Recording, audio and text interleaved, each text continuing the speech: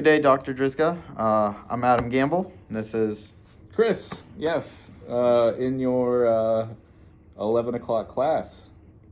Guess we should start this off with how we originally wanted to do this video, and that was to go climb a mountain and do this on top of the mountain, until we realized when we got up there that it was 8 degrees with the wind chill, and it was also deer season, and we said, let's do this in the comfort of heat.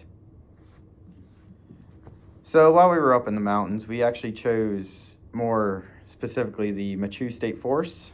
You know, relative location was pretty much right next to Shippensburg and in between Biglerville and Adams County, Pennsylvania.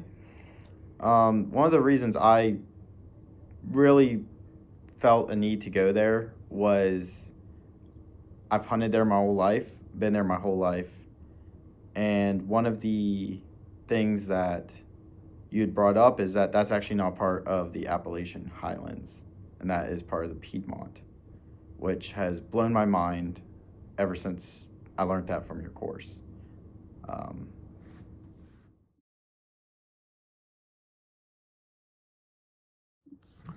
So one thing that I found really interesting about your course, and one thing that kind of stuck with me, was just how everything in America kind of feeds each other.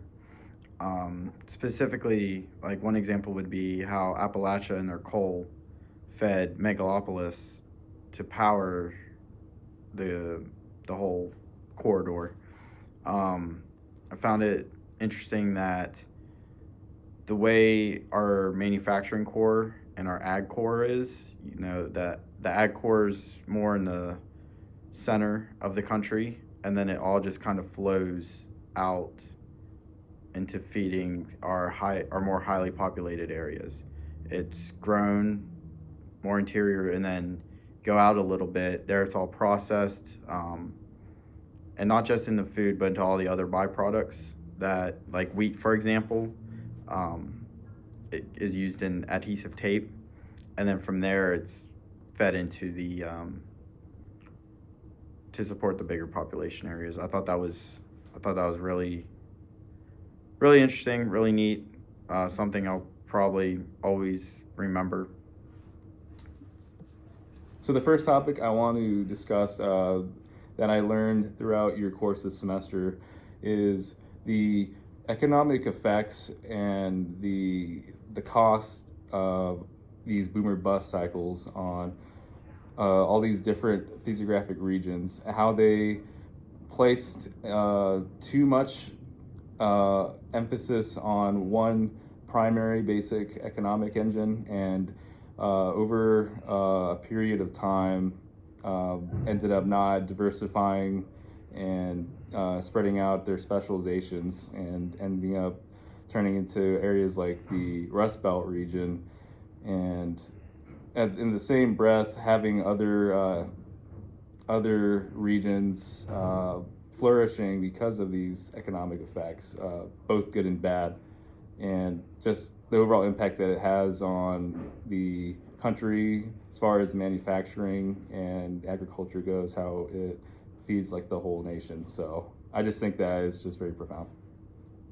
And kind of a tie-in that I found personal, kind of hit a little bit home, was the county that we were in today, Adams County. Their number one export, their main primary basic economic engine over there, is apples and vineyards. And a few years ago, there was a invasive species that was wiping out all of the apple trees over there. It got pretty bad. I know now that about $1.5 billion worth of apples and grapes are exported solely from Adams County every year. And when this happened, it was it took a big toll because they kind of dumped everything into their fresh fruit basket.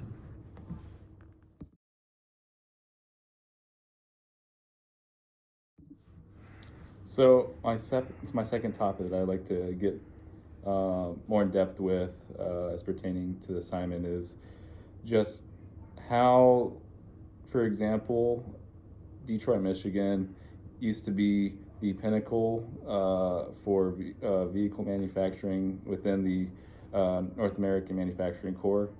And at its peak, it had over 1 million jobs in total.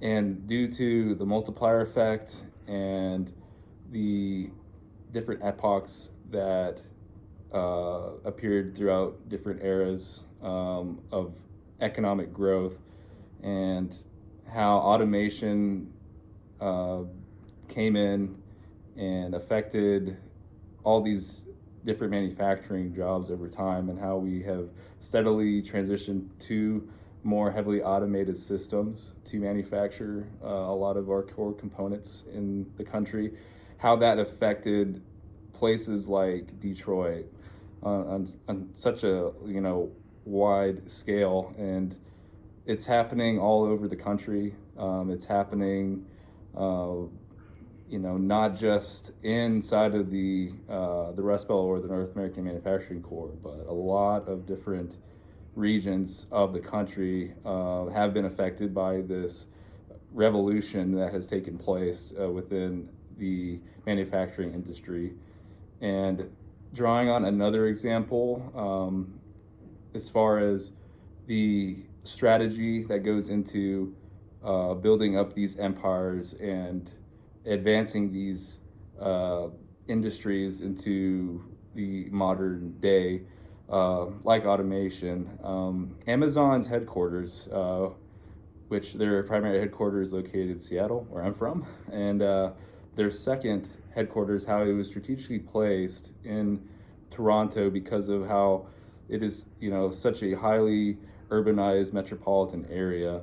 The strategic, significance of that, and how there is, just boundless accessibility and interconnectivity in both of those metro areas, how that was deliberately done in order to increase efficiency and just longevity of the entire economic system over time, so they don't end up feeling the effects of how the Rust Belt has been affected by these jobs drying up and these different industries becoming reduced over time. So I think that they did a solid job and did their homework when it comes to utilizing geography to pave the way into the future and more securely cement their place within the industry. So my thoughts about the entire course this semester was, overall, I really enjoyed the content, the pacing of the chapters, and just the flow of information that you provided. And unfortunately, because of my absence for 2 weeks, I wasn't able to get the full uninterrupted experience. However, during the time that I was present, I did enjoy everything. And not to forget the actual feedback. The articles that you provided during these chapters, I really enjoyed those, and I was actually hoping that we would be using Google Earth and ArcGIS more to interact with certain locations within these different physiographic regions that we were learning about. But that's just how I felt my own suggestion. But everything else was very stellar, so thank you. So as for course critiques, honestly, it was a really good course, and it all made sense at the end. And I see how everything was set up, how you outlay your course. Just, it all makes sense and it all works. The only thing that I would like to see in another course that you do is more test questions. I feel like with the 5 article questions, that only leaves 11 questions for 2 chapters, and I don't think it encompasses everything about the chapters that we're on. But I do like the current event articles. I do think that really helps us whatever topic that we are on. I do think it helps hit home a little bit more, makes everything still more relevant.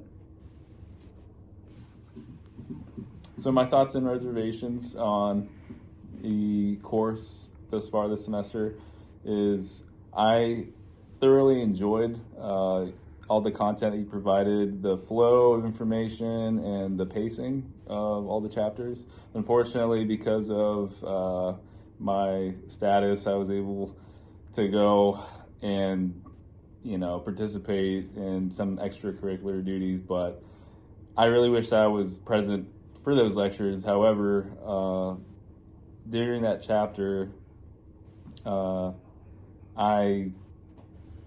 hold on a second.